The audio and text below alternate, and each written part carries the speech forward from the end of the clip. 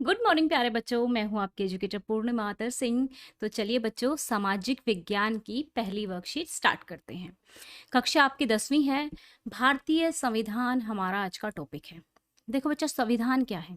हमारे देश में बहुत सारे कानून बनते हैं, है ना? बहुत सारे कानून बनते हैं। तो इन कानून को कौन बनाता है? इन कानून को लोग बनाते हैं। अब ये लोग कहोगे मैम, लोग थोड़ा, हम भी तो लोग ही हैं, हम तो नहीं बनाते हैं कानून को। भाई देखो, जो भी आपके लीडर्स होते हैं, जो भी नेता होते हैं जो चुने जाते हैं, ठीक है, वो लोकसभा में जाते हैं, राज्यसभा में जाते हैं, तो वो लोग कानून बनाते हैं। अब उन लोगों को हम चुनते हैं, तो वो तो हर 5 साल में चेंज हो जाते हैं। और अगर वही उनको कानून बनाना है तो उनको पता है कि आने वाले 5 साल में वो बदल जाएंगे या फिर दूसरी सरकार आ जाएगी, तो हो सकता है वो सभी की प्रॉपर्टी अपने नाम कर ले, है ना? तो ऐसा नहीं हो सकता। क्यों? क्योंकि संविधान में पहले ही हर चीज लिखी हुई है।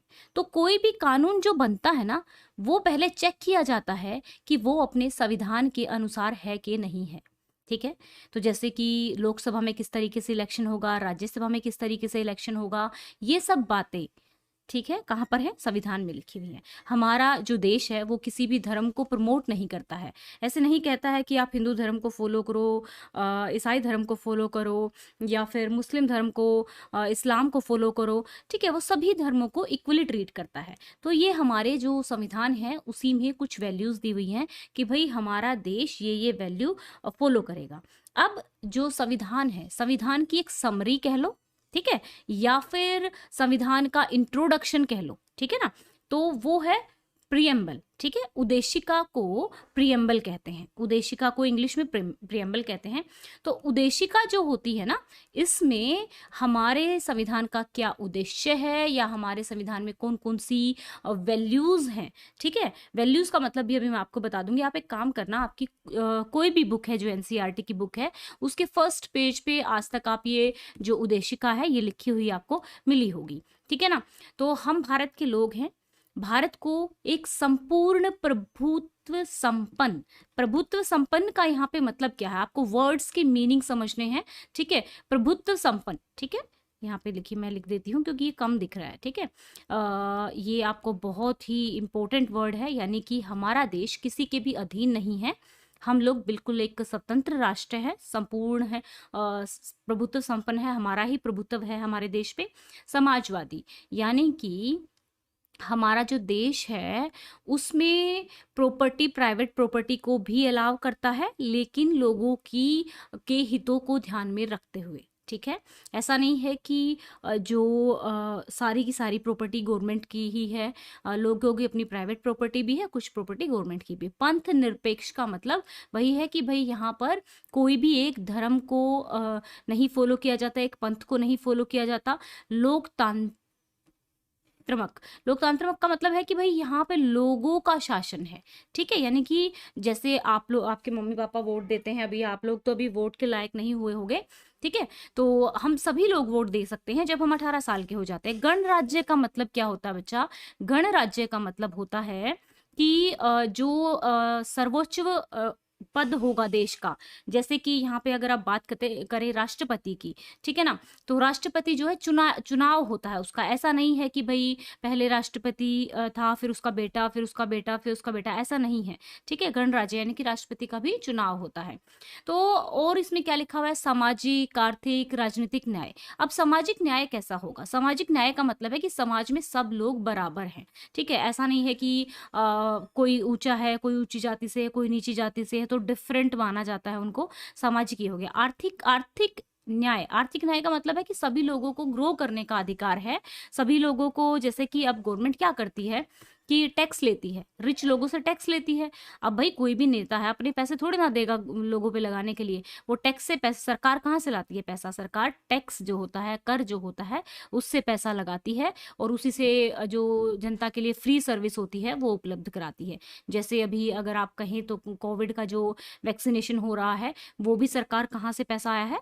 एक तरह से टैक्स से ही वो कलेक्टेड होता है। राजनीतिक न्याय का मतलब यहाँ पर क्या है? राजनीतिक न्याय का मतलब है कि हर इंसान को नेता बनने का भी अधिकार है, नेता चुनने का भी अधिकार है।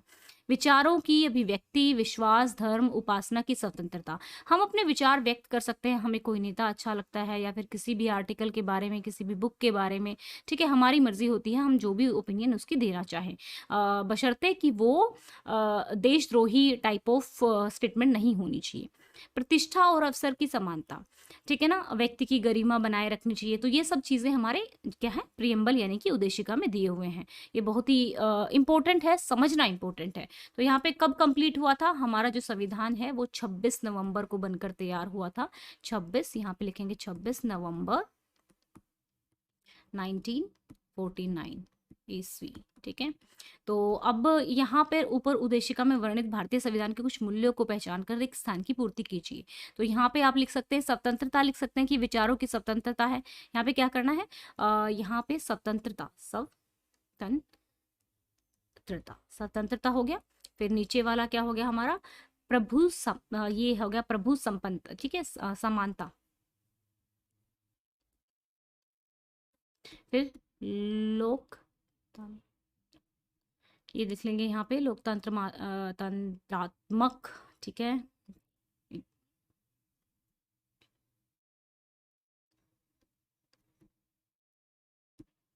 ठीक है, यहाँ पे पंथ निरपेक्ष, थोड़ा साफ लिख देती हूँ, नहीं तो आप कहोगे कि मैम आपकी राइटिंग बहुत गंदी है, जल्दी जल्दी के चक्कर में ऐसा हो जाता है।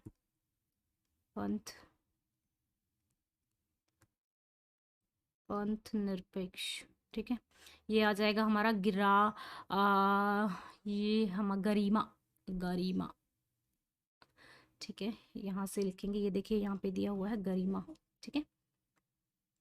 ये आ जाएगा बस यहाँ पे, एक मिनट, गणराज्य है, सॉरी, गण राज्य में ध्यान से देखा था, गणराज्य। भारतीय संविधान की उद्देशिका में वर्णित किसी एक मूल्य में विशेष जानकारी एकत्रित करें।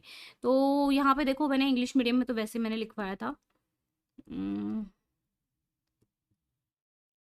तो आप कोई भी एक मूल्य उठा सकते हैं, उस पे से नेट पे से सर्च कर सकते हैं और उसके बारे में लिख सकते हैं। तो यहाँ पे मैं या फिर आप लोकतांत्रात्मक भी लिख सकते हैं। पंथ निरपेक्ष का मतलब कि भारत में सभी धर्म